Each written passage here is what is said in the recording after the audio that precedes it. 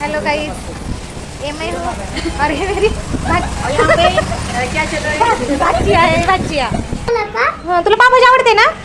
आवडते का? खातेस का?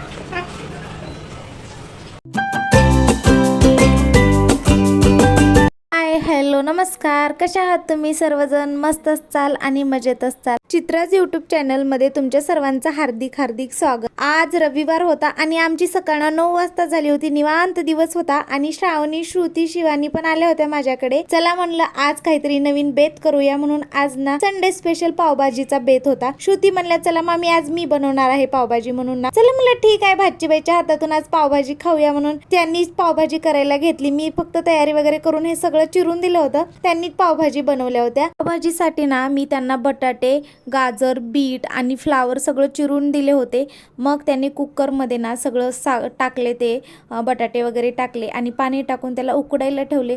छान असं उकडेपर्यंत ना इकडे यांची मस्ती चालू होती. आधिराजला पण छान असं करमत होतं. तिघी त्याला दीदी आल्या होत्या म्हणून तो तिघींसोबत पण मस्त असा रमला होता, छान खेळत होता. आणि इकडे ना आपले सगळे व्हेजिटेबल शिजून घेतलेले आहेत. हे बघा मस्त असं आपले शिजलेले आहेत बटाटे वगैरे. आणि वारं तर एवढं सुटलं होतं ना, खूप वारं सुटलं होतं. 8 दिवस कंटिन्यू पाऊस पडला पुण्यामध्ये आणि नंतर पावसानं तोंडच दाखवायचं बंद केलं आणि वारं तर भयानक सुटलं होतं आणि एकदम कडक ऊन होतं.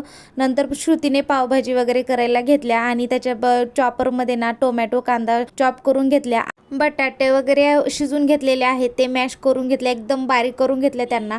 आणि नंतर फोडणीची तयारी करून घेतली श्रुतीने. फोडणीमध्ये तेल वगैरे टाकल्यानंतर जिरे टाकला, अद्रक लसूण टाकलं नव्हतं, फक्त कांदा टोमॅटो टाकले होते. नंतर त्याच्यानंतर टोमॅटो टाकल्या, कांदा टाकल्या आणि थोडंसं वरून मीठ टाकले टोमॅटोच्या वरून, थोडंसं छान लवकर शिजतं म्हणून टोमॅटो. त्याच्यानंतर ना हे बघा आपलं एकदम मस्त शिजलेले आहेत कांदा टोमॅटो. त्याच्यानंतर वरून वाटाणे टाकले होते हिरवे, छान असे वाटाणे टाकले आणि आपले बेसिक मसाले जे असतात लाल तिखट, थोडीशी हळद आणि भरभरून अशी पावभाजी मसाला टाकले होते.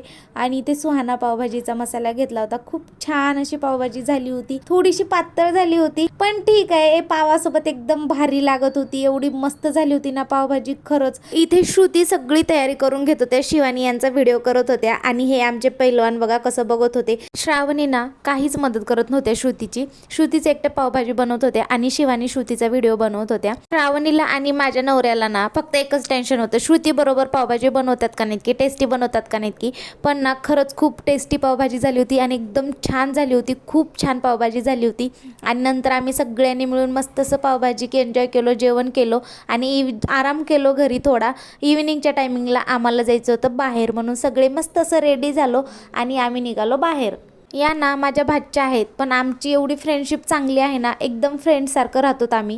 हेलो गाइस, ये मैं हूँ और ये मेरी क्या चल रहा है? भाचिया है। भाचिया और हम जा रहे हैं इस्कॉन टेम्पल।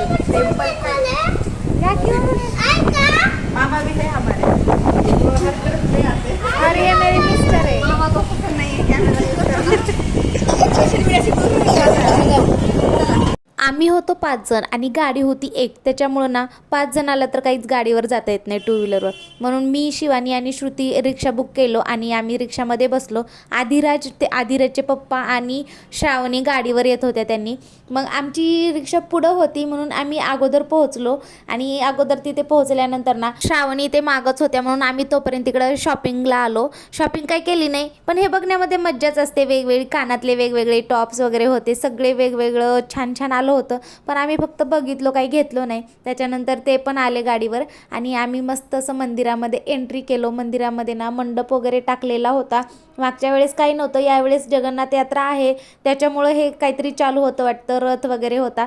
मस्त असं मंडप पण छान सजावट झाली होती. मंदिरामध्ये गेल्यानंतर ना चप्पल वगैरे ठेवलो आणि पाय धुलो. पाय धुल्याच्या नंतर ना आम्ही दर्शनाला गेलो. दर्शनाला जाते वेळेस ना आधिराजची मस्ती चालू होती, बघा कसं करतोय तो.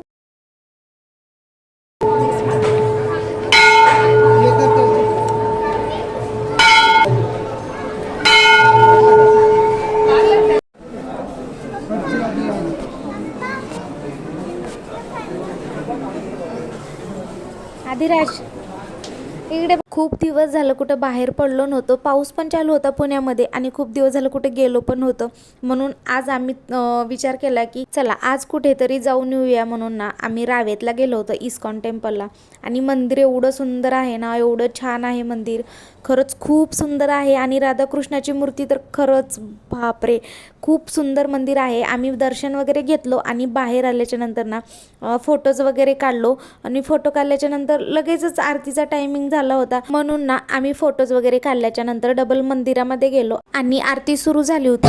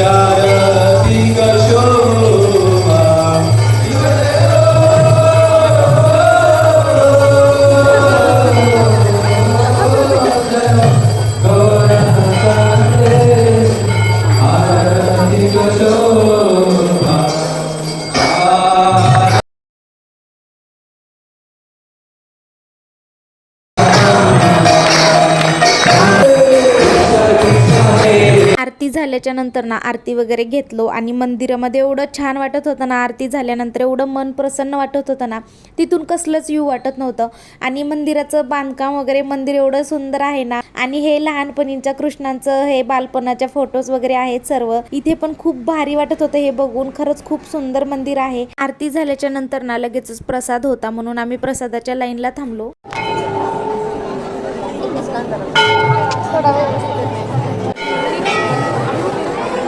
खायला थांबलो प्रसादाच्या लाईनला.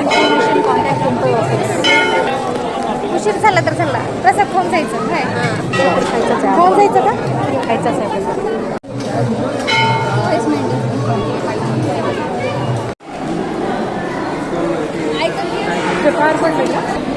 खावायची नाही का?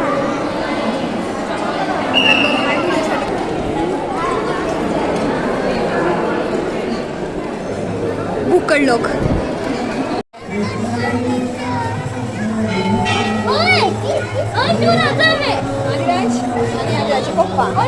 सगळ्यात आधी प्रसाद खाऊन बस. प्रसाद तर एवढा मस्त झाला होता ना, खरंच खूप छान झाला होता. आदिराजने तर पोट भरून खाल्ला म्हणे, कारण आदिराज आणि आदिराजचे पप्पा अगोदरच प्रसाद खाऊन बसले होते.